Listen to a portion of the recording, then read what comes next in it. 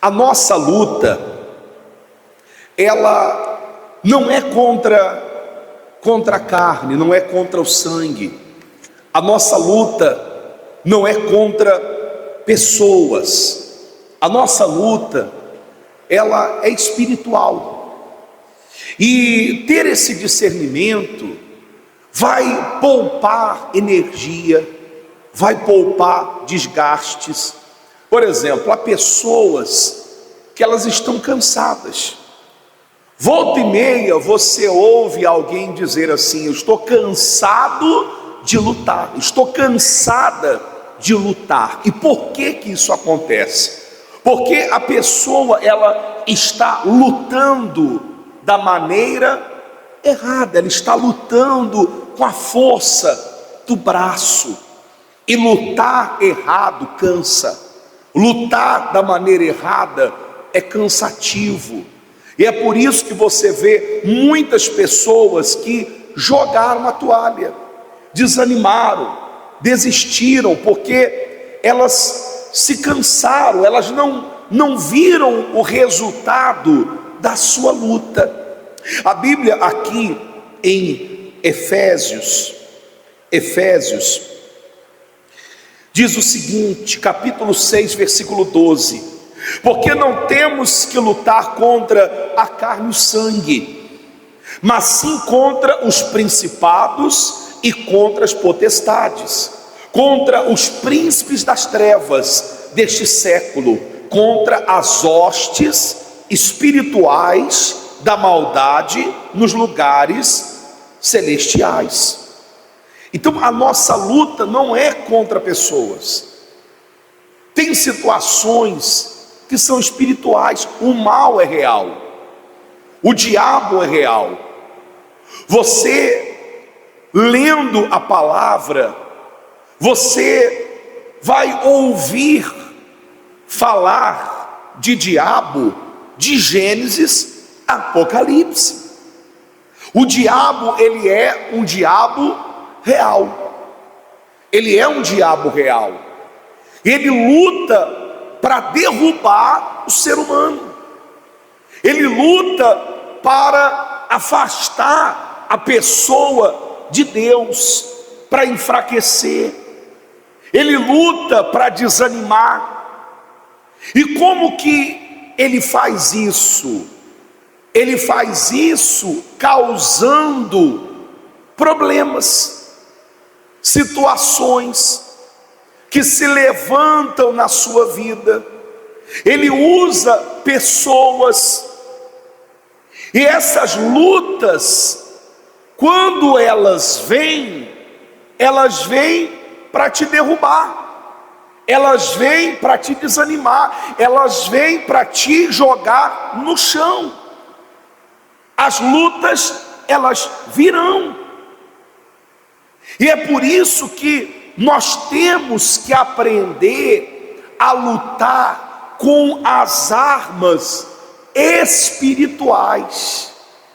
Deixar de lutar com a força do braço, discernir as nossas batalhas, entender que tem situações na nossa vida que nós não vamos resolver no grito, na força, na violência, mas que nós vamos resolver é de joelhos, é orando, é buscando a Deus.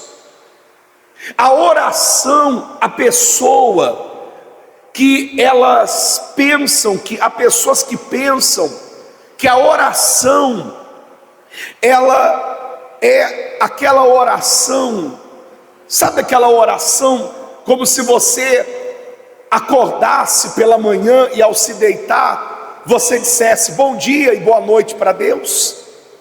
Porque há pessoas que não entenderam ainda o propósito da oração. A oração, ela é uma arma, ela é um veículo de nos comunicarmos com Deus, ela nos conecta com Deus, é uma forma de adorarmos a Deus, de buscarmos a Deus, de exaltarmos a Deus, de nos aproximarmos de Deus. Mas a oração também é uma arma. E a oração, ela não deve ser um bom dia, uma boa noite, não, porque há pessoas que usam muito pouco a oração. Há pessoas que acreditam que a oração é ela acordar de manhã e dizer assim: Senhor, muito obrigado pelo dia de hoje, amém, graças a Deus. Aí ela vai se deitar: Senhor, muito obrigado pelo dia de hoje, amém. É como se ela estivesse dizendo para Deus: bom dia, boa noite. É como se ela dissesse assim: Deus, bom dia, acordei, obrigado. E à noite, ó Deus, bom dia, cheguei em segurança em casa, muito obrigado. E a oração não é um bom dia, uma boa noite para Deus. A oração, ela é um exercício da nossa fé, é luta.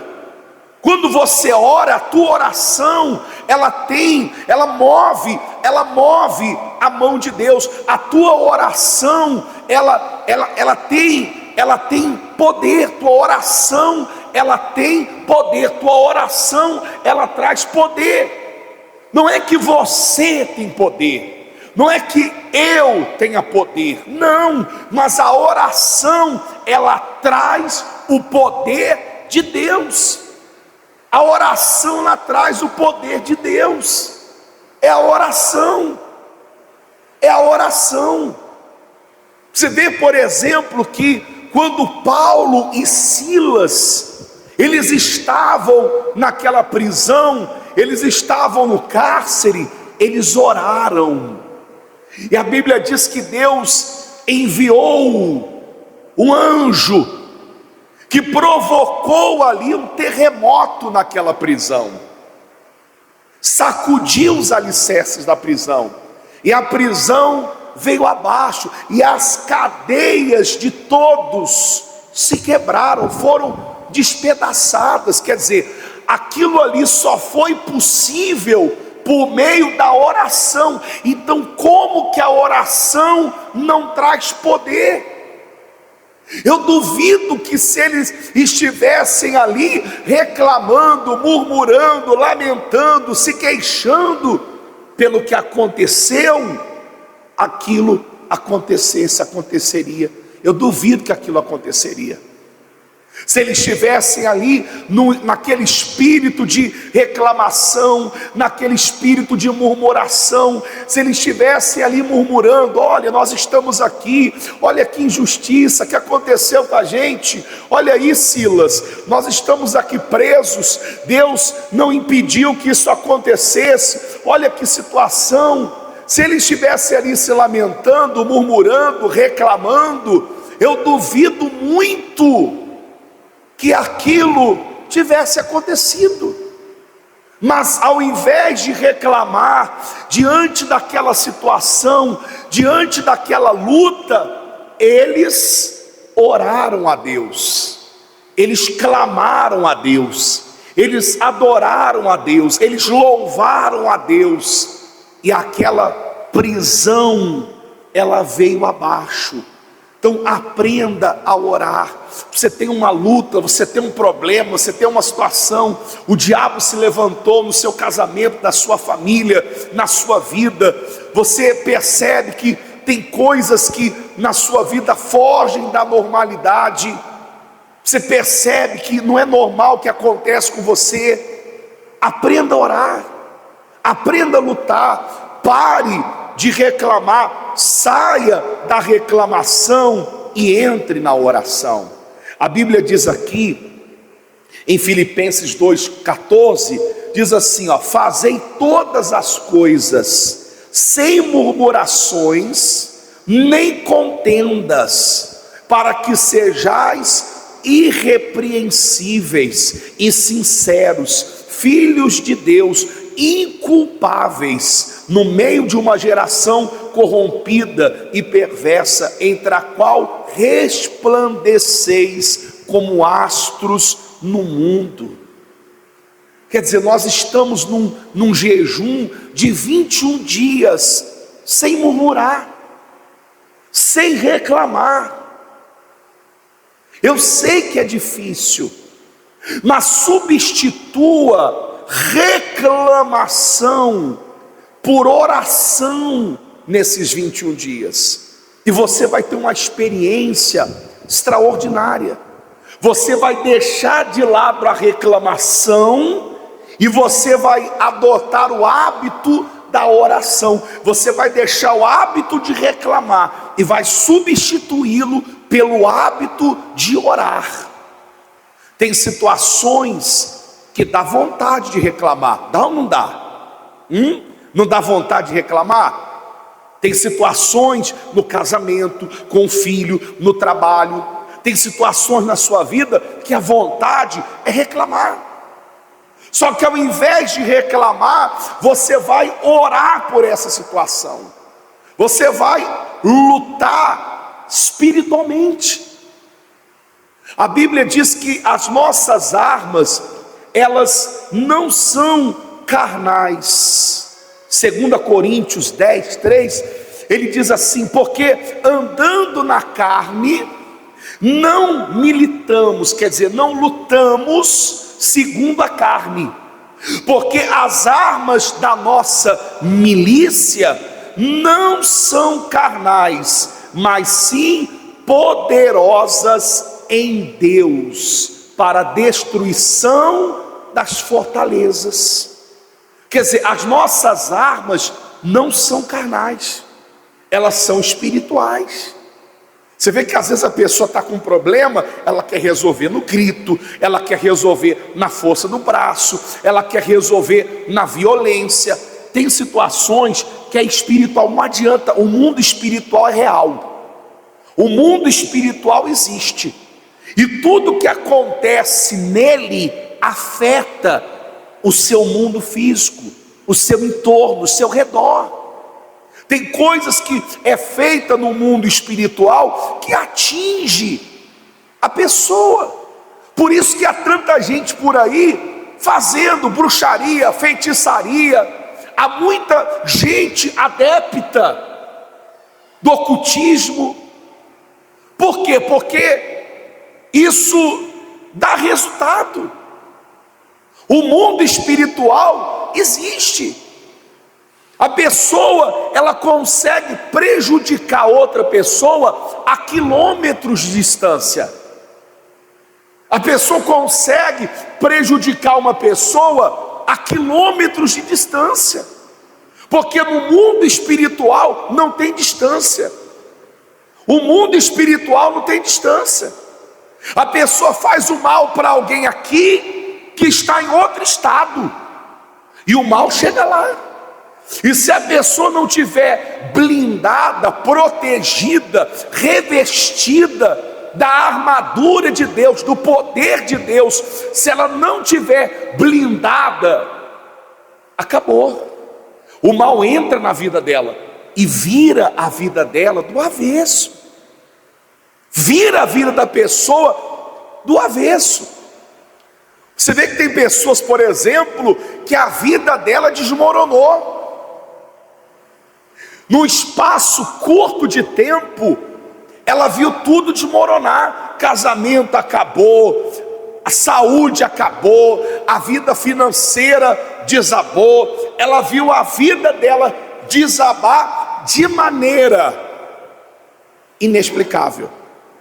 Eu não estou falando de coisas naturais, eu não estou falando de coisas que acontecem, que são reflexo ou resultado de um mau comportamento, não, eu estou falando de coisas que fogem da normalidade e entram na espiritualidade, coisas que muitas vezes não faz sentido. Por exemplo, quantas vezes a pessoa olha para uma situação que tinha tudo para dar certo, mas dá o quê?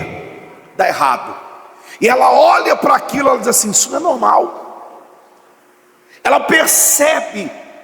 Muitas vezes ela chega a sentir essa energia ruim pairando sobre a vida e sobre a casa dela. Ela percebe essa presença maligna, que o diabo age. Numa certa feita, Jesus estava com Pedro, e Jesus disse a Pedro assim: Pedro estava ali desavisado, despreocupado, descuidado, distraído. Você não pode se distrair. Não brinque com as coisas espirituais. Nós temos que nos manter em estado de alerta, vigilantes. Cuidado, não vacile. Sabe quando é que você vacila? Quando você deixa de orar. Sabe quando é que você vacila? Quando você não vigia. Você abre a porta para o mal, portas que você não deveria ter o quê? Aberto na sua vida. Sabe quando você vacila? Quando você deixa de buscar a palavra de Deus, a orientação, os conselhos de Deus, da palavra, e você vai buscar conselhos, você vai buscar direção aonde não deveria, ou com quem não deveria, você ignora os conselhos, a palavra de Deus. Você está vacilando quando você faz isso. Pedro estava ali distraído, desavisado, e Jesus então dá uma sacudida em Pedro, dizendo para ele o seguinte. Ele diz assim, Pedro estava ali distraído, e Jesus disse assim, Lucas 22:31, disse também o Senhor: Simão, Simão, eis que Satanás vos pediu para vos cirandar como trigo, mas eu roguei por ti, para que a tua fé não desfaleça. E tu, quando te converteres, confirma os teus irmãos. E ele lhe disse: Senhor, estou pronto para ir contigo até a prisão e a morte. Mas ele disse: digo-te, Pedro, que não cantará hoje o galo 3 vezes antes que negues que me conhece. Ou seja, Pedro estava vacilando, distraído, como muitas pessoas dentro da igreja, que elas estão distraídas. O diabo está esperando só uma brecha. Ele não precisa de uma porta aberta, não, é uma brecha. E Pedro estava ali vacilando, distraído, descuidado. E Jesus falou: Pedro, Pedro, Simão, Simão, cuidado, Satanás está peneirando a tua alma como trigo, mas eu orei por ti, eu roguei por você, eu pedi por você, mas fique esperto, se converta, Pedro, se converta. E qual foi a resposta de Pedro? Não, Senhor, eu estou pronto para ir com o Senhor para onde for, inclusive para a morte. E Jesus responde para ele: Pedro, ainda hoje você vai me negar 3 vezes antes que o galo cante. Quer dizer, Pedro pensava que estava de pé, ele pensava que estava forte, assim como muitas pessoas. Tem pessoas que elas só percebem a importância da oração, a importância de se fortalecer, a importância de se encher do Espírito Santo. Elas só percebem a importância da oração, sabe quando? Quando tudo que está à volta dela desmorona. Tem gente assim, ela não está dando importância, ela só vai realmente dar importância quando tudo que está ao seu redor começar a cair, quando tudo que está à sua volta começar a desmoronar. Aí ela vai despertar e ela vai entender a importância da oração. Pedro estava ali distraído, achando que estava de pé. Por isso que Jesus disse: aquele que está ou que pensa estar de pé, cuide para que não caia. Aquele que pensa estar de pé, cuide para que não caia. Às vezes a pessoa pensa, acredita que ela está de pé, que ela está forte, quando na verdade ela está fraca espiritualmente. Então, aprenda a orar, aprenda a lutar, aprenda a vigiar. Vigie seus pensamentos, vigie as portas que você, muitas vezes, sem querer, você acaba abrindo para o mal. Você acaba abrindo para o mal. Vigie seus pensamentos, vigie as suas palavras. Cuidado com aquilo que sai da tua boca. Às vezes você mesmo se atrapalha, você mesmo acaba amaldiçoando a sua vida com a sua boca, com as suas palavras, com o que sai da sua boca.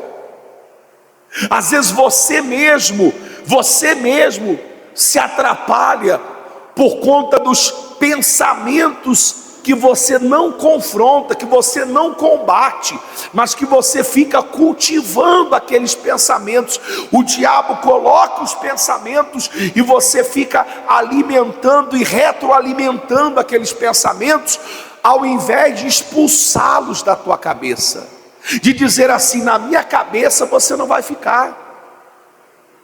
Dúvidas, pensamentos de derrota, pensamento sujo, pensamentos de desistência, pensamento de jogar tudo para o alto. Os pensamentos virão ou não? Virão, são inevitáveis. E também é uma ferramenta do diabo, porque ele também sopra na tua cabeça.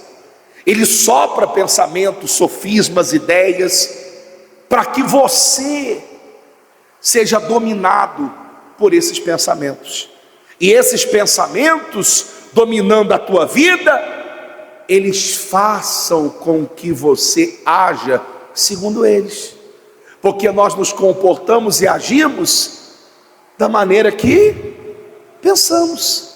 Então vigie os seus pensamentos, aprenda a lutar as suas batalhas, busque a Deus, ore a Deus, não vacile, se alimente da palavra, deixe a palavra alimentar você, se alimente dela, se fortaleça, porque não tem como você lutar, não tem como você vencer as suas batalhas se você não estiver forte espiritualmente, porque a vida espiritual, ela é a base para todas as áreas da vida. Se a tua vida espiritual não estiver bem, as outras áreas também não vai estar. É como efeito dominó, uma peça vai derrubando o quê? A outra. Se a tua vida espiritual cair, todas as áreas da tua vida caem junto. Casamento, saúde, vida financeira, desmorona, desaba tudo. É uma peça vai derrubando o quê? Vai derrubando a outra. Então cuide da base. A base é a vida com Deus, a base é a vida espiritual, a base é você estar bem com Deus. Por isso que você tem que fugir do pecado, por isso que você tem que fugir do que desagrada a Deus, por isso que você tem que aprender a temer a Deus, por isso que você tem que aprender a andar com Deus, a cortar da tua vida aquilo que desagrada a Deus, que agrada o mal, aquilo que te desliga de Deus e te liga ao mal. Você tem que aprender a cortar, porque enquanto você não cortar da tua vida, você sempre vai estar ligado ao mal. Amém? Então aprenda a lutar e aprenda a vencer suas batalhas. Amém?